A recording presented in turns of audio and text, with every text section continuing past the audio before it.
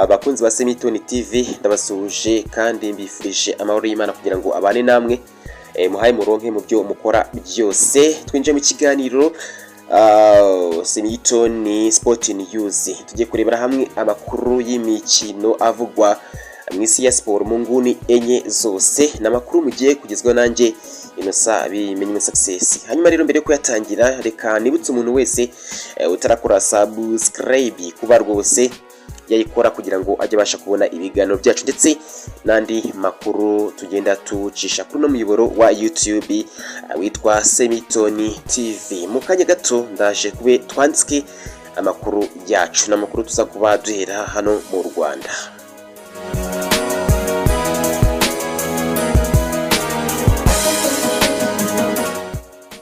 Hanyuma rero nyuma ya karuhuko ndaje twanzike amakuru yacu n'amakuru tugiye guhera hano mu Rwanda.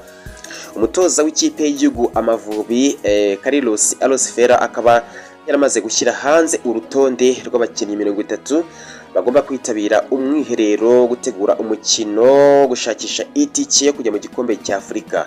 Umukino uzahuza u Rwanda n'ikipe ya Benin, umukino uteganyijwe kuba ku itariki 22 Werurwe 2023, n'umukino uzabera mu gihugu cya Benin. Umukino wo kwishyura ugomba kubera hano mu Rwanda, ukazaba ku itariki 27 Werurwe 2023. Tukiri mu Rwanda, reka tukomereze kuri shampiyona y'u Rwanda yaje kuba ikomeza ku munsi wa 23 umunsi waranzwe n'imikino ikurikira. Ikipe ya Bugesera yaje kuba yakira ikipe ya Polisi itsinda ibitego 2-1, mu gihe ikipe ya Marine yaje kuba itsindwa n'ikipe ya PFC ibitego 3-2. Mukura nayo yaje kuba itsinda ikipe ya Sunrise ibitego 2-1. Hanyuma rero shampiyona y'u Rwanda umunsi wa 23 uraza kuba ukomeza kuri iki cyumweru itariki 12 Werurwe 2023. ni ikipe ya AS Kigali iza kwakira ikipe ya Rayon Sport ku isaha y'isa 9. ubwo kuri iyo saa ikipe ya Terese nayo iraba yakira ikipe ya Kiyovu, mu gihe ikipe ya Musanze Football Club iza kuba yakira ikipe ya Gorilla. Uko rutonde ruhagaze, ikipe ya APRFC n'ubundi iri ku mwanya wa mbere n'amanota 49, ikurikiwe n'ikipe ya Rayon Sport ifite amanota 45, mu gihe ikipe ya Kiyovu Sport Club iri ku mwanya wa gatatu n'amanota 48. Ikipe ziri kurwana no kumanuka no kutamanuka ni ikipe ya Marine ifite amanota 16 ndetse n'ikipe ya Espoir ifite amanota 18. Hanyuma rero mureke dufate akarugundi nze mu kanya gato twerekeze hanze y'inkiko z'u Rwanda.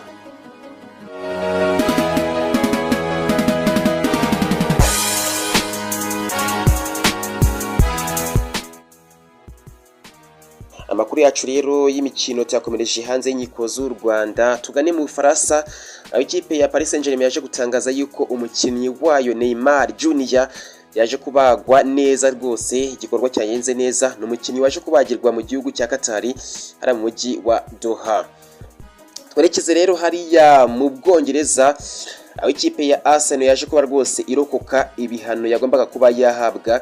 Ibihano yagombaga guhabwa kubera yuko abakinnyi bayo baje kuba rwose barenga ku mategeko agenga Premier League, baza kuba bajya mu kibuga bitemewe cyangwa se binyuranyije n'amategeko, bishimira igitego bari bamaze kuba batsinda ku minota 90 uje n'ikipe ya Bournemouth, baza kuba bayitsinda ibitego 3-2.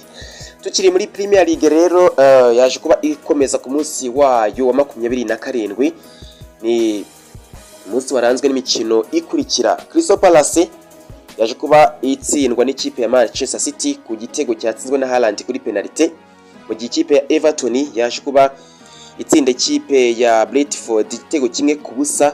Leeds United yaje kuba inganya n'ikipe Brighton ibitego 2-2, mu gihe Leicester City yatsinzwe n'ikipe ya Chelsea itsindiye iwayo ibitego 3-2. Tottenham yatsinze ikipe ya Nottingham Forest ibitego 3-0, mu gihe ikipe ya Bournemouth yaje kuba itsinda ikipe ya Liverpool igitego 1-0.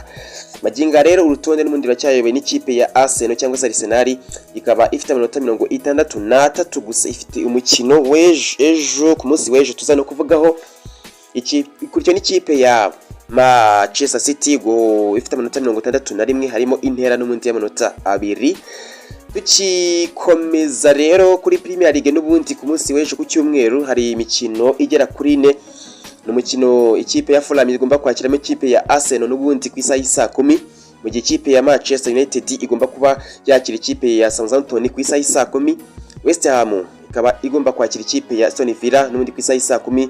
Saa 12 n'igice ikipe ya Newcastle igomba kubihura n'ikipe ya Wolves.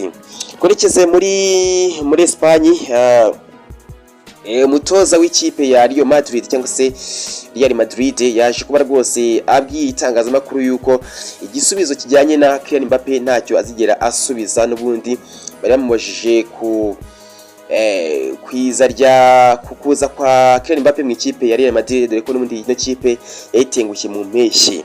Real Madrid rero ikaba ifite n'ubundi ikaba yaje kuba itsinda ikipe ya Espanyol ibitego 3 mu mukino ifite kuri munsi wa none.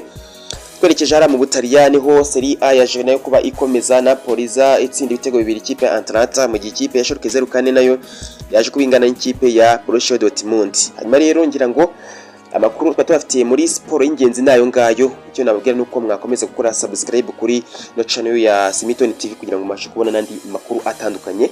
Nge nitwa Innocent Bimenyimana, ndabashimiye.